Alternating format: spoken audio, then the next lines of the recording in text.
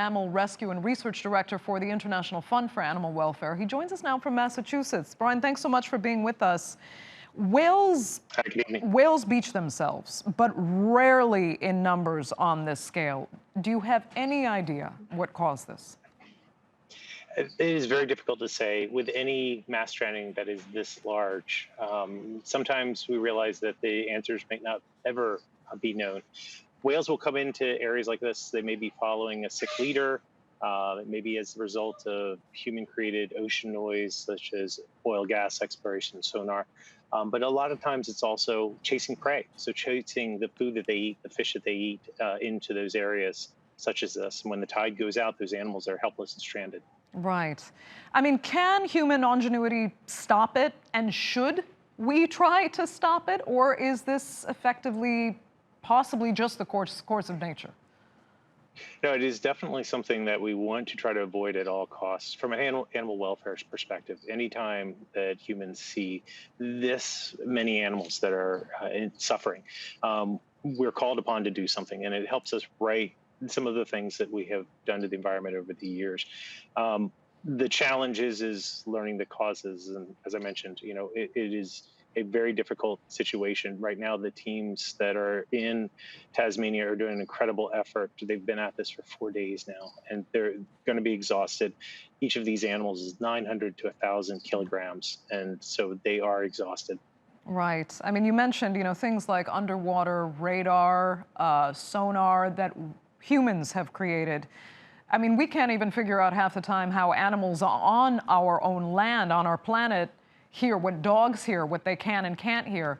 We really have no idea how that sonar and those underwater radar that we use regularly could really harm these animals.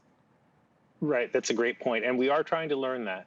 Here in Massachusetts, one of the things, a lot of times we have very frequent dolphin strandings, smaller species, and it gives us the opportunity to study these animals and do hearing tests on them. It's the same hearing test that is done for babies when they're in the hospital.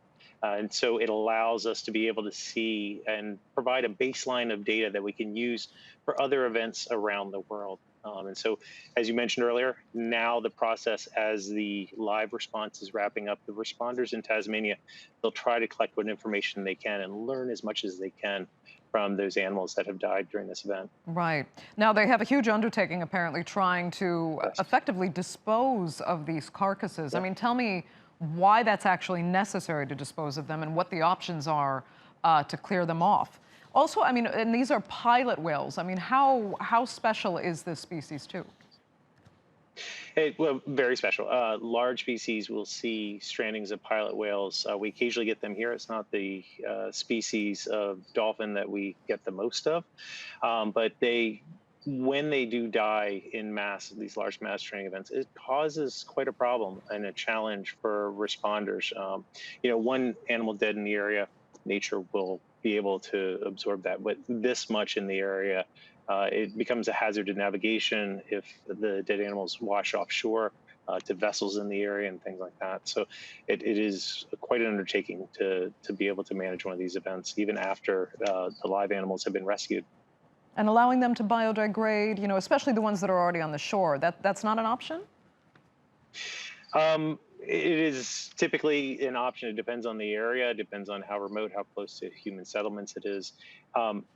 If it's typically if it's one, two, even a few animals, events on this size, that's a hard thing to leave. That's a lot of biomass to leave in one area. So it's again part of the challenge to dealing with it.